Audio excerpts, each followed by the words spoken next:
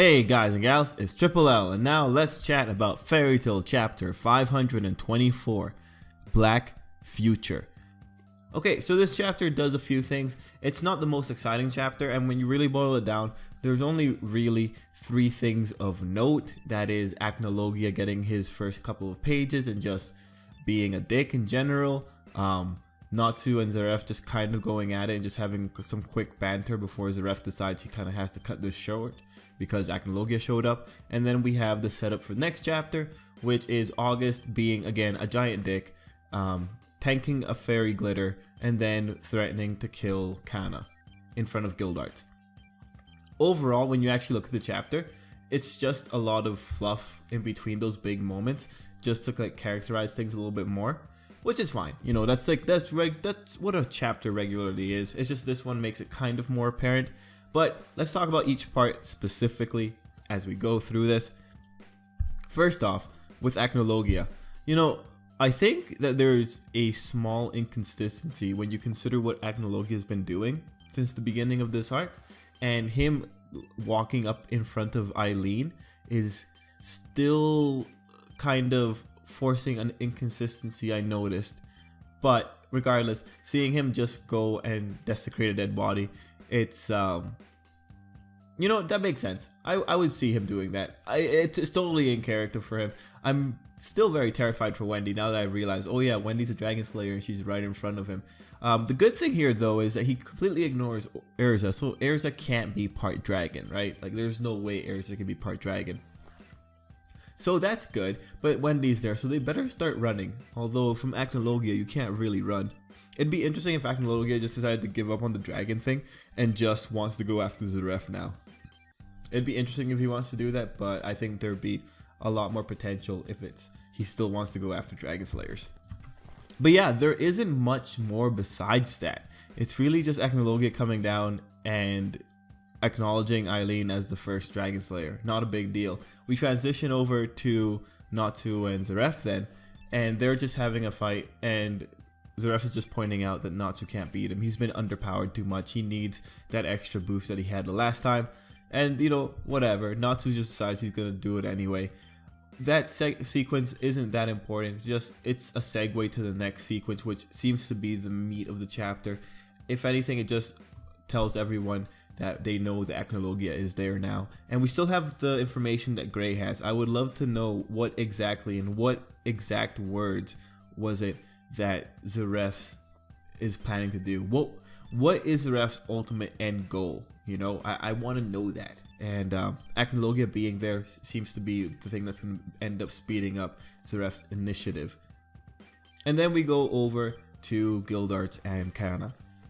Now they're having a nice long chat about what the things that the Alvarez Empire does, and then Kana goes in and uses fairy glitter, which, you know, it's always great to see Kana using fairy glitter. She's the only one in Fairy Tail that can do it, but it's still pretty cool to see. I was really surprised though that August was able to come out of it unscathed. I think that's too overpowered, you know? I feel at the very least, since fairy glitter is that strong, if it could at least have given him some, like, even a line like saying, oh, this is pretty dangerous or something like that. But no, he just completely tanks it, which it just sets up this really unreasonable level of expectations for August. And the reason I say it's unreasonable is because he's facing down Gildarts, and he's ultimately probably gonna lose by Gildarts and most likely Kana.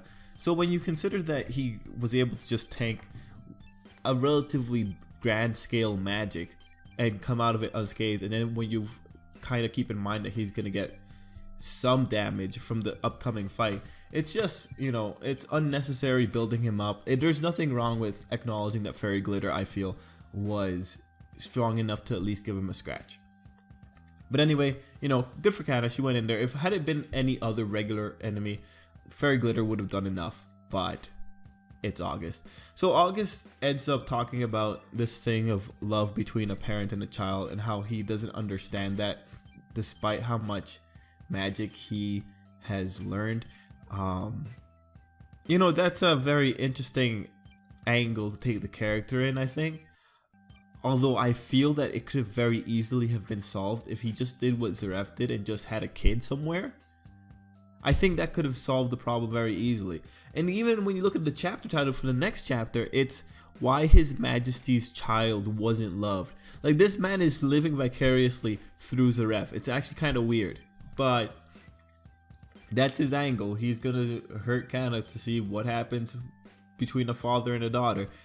Overall, you know, I think Mashima really needed an angle to take August in, and the one he chose is just a bit strange, just because I feel it could have been something that's easily solved. I do respect that he didn't say what is love though, because like I feel a wizard at his level should have a good understanding of what love is, but they framed it in the love of a parent and a child. So it's gonna be really interesting to see what we're gonna get from August, and most likely we're getting a flashback, and that flashback is most likely gonna include Rakid. So in terms of Rakid's origins, I'd be pretty happy if we got that flashback next chapter, just to find out how this kid was made and August's role in his development, because August must have come up with this mentality after seeing what Zareth was doing with Rakid, because he does speak in this chapter how he like sympathizes with Zareth and all that. It would be just interesting to see how far he sympathized with him when it came to the child rearing process. But yeah, the chapter ends off with Gildarts being pretty angry. I think the next chapter is going to be pretty fun to read. Ultimately though, it's a pretty simple chapter. You know, it's entertaining. So guys, let me know what you thought of the chapter. Was this a fun chapter for you? What do you think's coming up? And yeah, I think I'll end it there. Till next time, I hope you have a great day.